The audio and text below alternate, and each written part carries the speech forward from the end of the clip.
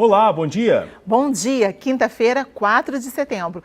Este é o Visual, um programa acessível da TV Brasil. Hora de ficar bem informado em Libras. Participe do Visual através do nosso Facebook. O nosso endereço é facebook.com/Visual TV Brasil. Direto do Rio de Janeiro, o Visual começa agora.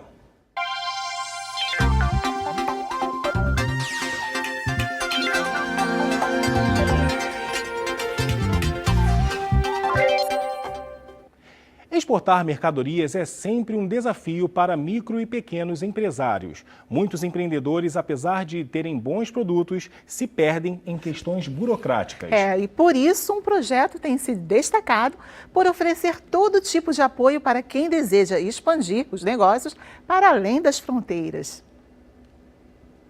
Há 25 anos no mercado, essa indústria de produtos químicos está entrando no ramo de exportações pela primeira vez. A empresa, que fica em Pinhais, região metropolitana de Curitiba, desenvolveu uma linha de odorizadores para carros, especialmente para o mercado externo. Os aromas da Amazônia deixam um cheiro agradável no ambiente. O produto está pronto para desembarcar em Moçambique, Angola e África do Sul. O objetivo é progredir, né, e não estagnar, é a gente avançar. Agora a gente não para mais. Foram 2 anos de preparo com a ajuda do PEIEX, o projeto de extensão industrial de exportação. Esta outra indústria, também em Pinhais, conta com a ajuda do programa para estender suas exportações para países da América Central e para o Caribe. Especializada em roupas e equipamentos de proteção para trabalhadores da área florestal, a empresa já exportava para os países do Mercosul há cerca de 15 anos. As maiores dificuldades seriam a capacitação das pessoas, né, para fazer o processo de documentação e também a questão cultural dentro da empresa. O projeto que ajuda essas empresas a ganhar competitividade no mercado internacional e exportar seus produtos atua em 12 estados brasileiros. Só aqui no Paraná, desde 2009, foram feitos mais de 3.000 atendimentos em indústrias. O programa é uma parceria entre a Fundação Araucária e a Agência Brasileira de Promoção da Exportação e não tem custo para os empresários. O foco são as micro e pequenas empresas com potencial de exportar seus produtos. Nós trabalhamos desde do chão de fábrica, a parte de desenho industrial, a parte de merchandising e tudo, para que possamos dar condições da empresa de desenvolver seu trabalho. Olha só este dado do Detran de Minas Gerais. Quase 500 pessoas são multadas por dia no estado por usarem o celular enquanto dirigem. E nunca é demais alertar sobre o perigo dessa combinação, hein? Uma volta pelo trânsito e é fácil encontrar flagrantes de motoristas usando o celular. Alguns até tentam disfarçar. Não. Tem sim, tem costume de falar o celular, sim. Dirigir com fones de ouvido conectados a aparelhos de som ou falando ao telefone celular dá multa de R$ 85,13 e 4 pontos na carteira.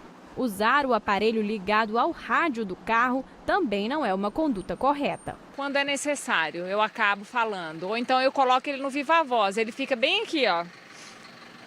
E eu acabo falando sim. É extremamente importante que as pessoas que estão dirigindo não usem nem o Bluetooth, porque vai distrair da mesma forma. Um estudo do Departamento de Direção de Tráfego da Espanha aponta que 51% dos acidentes com lesões são causados por distrações geradas pelo celular. No Brasil, uma pesquisa de uma grande seguradora aponta que a utilização do aparelho é responsável por 30% dos acidentes. Digitar mensagens no celular também é a causa de muitos acidentes. Um cálculo da Associação Brasileira de Medicina de Tráfego concluiu que a pessoa demora até 4 segundos para pegar o telefone e mais 5 segundos para discar o número, o que equivale a 125 metros de distância de distração em uma velocidade de 50 km por hora. Quando você dirige, você tem que estar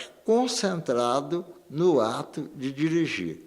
Qualquer uma outra coisa que você faça durante o ato de dirigir você acaba prejudicando o ato de dirigir, você se desconcentra. Se a gente analisar as consequências de tudo isso, eu acho que rapidamente a gente vai colocar a vida em primeiro plano e deixar o telefone celular em segundo ou terceiro plano.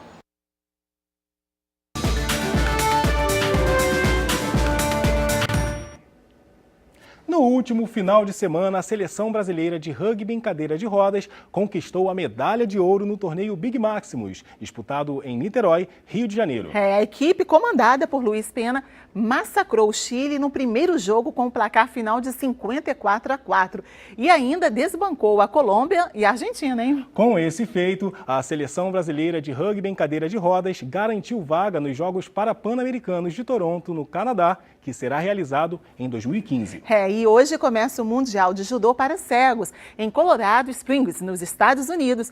Ao todo, a seleção brasileira compete com 13 judocas. A missão do Brasil é superar as 4 medalhas conquistadas na última edição do Mundial em Antalya, na Turquia, em 2010. Ficamos na torcida. Búfalo, camelo, canguru, jacaré. O Brasil é um dos países que tem mais espécies nativas de bambu, mas por aqui a planta ainda é pouco aproveitada. E a construção civil é apontada como um dos setores que poderiam usar o bambu em larga escala.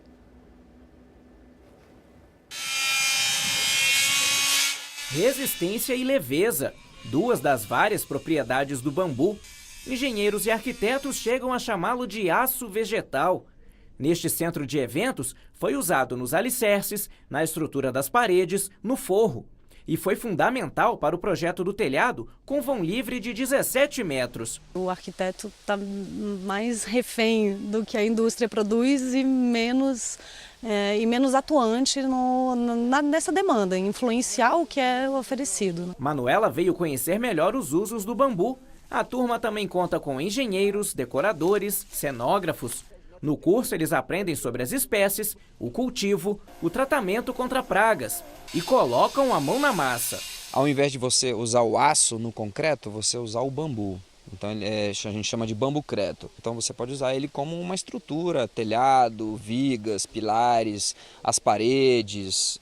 Você pode fazer uma casa desde a fundação até a cobertura, a telha, os seus móveis e ainda almoçar um broto de bambu. Nesta propriedade, em Braslândia, as primeiras mudas de bambu chegaram no início dos anos 70 pelas mãos dos imigrantes japoneses. Eles tinham o costume de usar a planta para evitar a erosão do solo e, com as hastes, fazer o escoramento das plantações de tomate. Recentemente foram apresentados ao uso na construção civil. Hoje o custo ainda é alto, similar ao da madeira convencional. Para ser usado em larga escala, é preciso criar uma cadeia produtiva. Para começar a ofertar, nós temos que plantar. E sem a oferta também da matéria-prima, nós não podemos formar a cadeia. O Brasil tem muitas espécies de bambus nativos, é quem tem mais no mundo, mas essas espécies são subutilizadas. A gente não tem o uso comercial, o uso maior para essas espécies. No Rio de Janeiro, o Museu da Imagem e do Som, o MIS, completou 49 anos e começa uma contagem regressiva para uma grande mudança.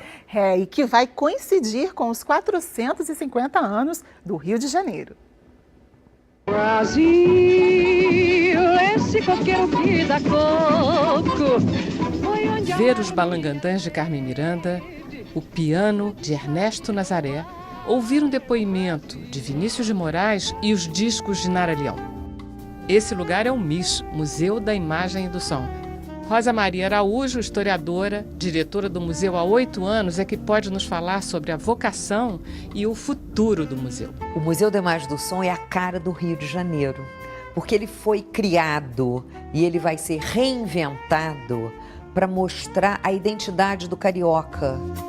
Em 1965, um italiano de nome Maurício Quadrio escreveu um artigo no jornal, se estava preparando as comemorações do 4º centenário, músicas, concursos, publicações, quando sai um artigo do jornal dizendo que o Rio de Janeiro precisava ter um lugar que guardasse a memória do Rio, a memória da cultura do Rio. E se resolveu criar, dando nome, um nome moderno, de museu, não de centro cultural. Não existia a ideia de centro cultural, isso é dos anos 80, mas era um lugar onde você preserva a memória, onde você guarda, não deixa estragar e mostra para as pessoas.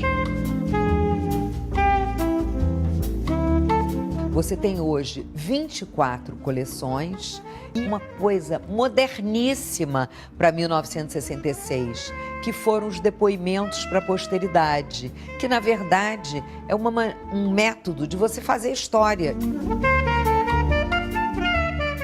As coleções foram se acumulando e o museu já não conseguia mostrar mais nada.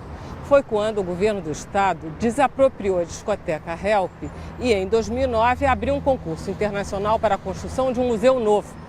Quando esse prédio ficar pronto, vão ser 10 mil metros quadrados dedicados à cultura carioca. Com acesso digital a todas as coleções do acervo, vai ter um andar inteiro só para a música do Rio. O choro, o machixe, o samba e até o funk. Um andar só para televisão e rádio. Um espaço para Carmen Miranda, outro para Carnaval, um cantinho para Bossa Nova. A cereja do bolo vai ser o terraço.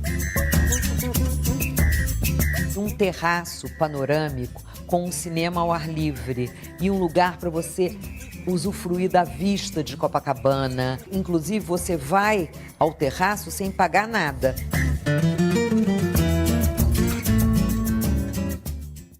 O Visual termina aqui. O nosso próximo encontro é amanhã, às 8 da manhã. Muito obrigada pela companhia. Tchau. Bom dia para você.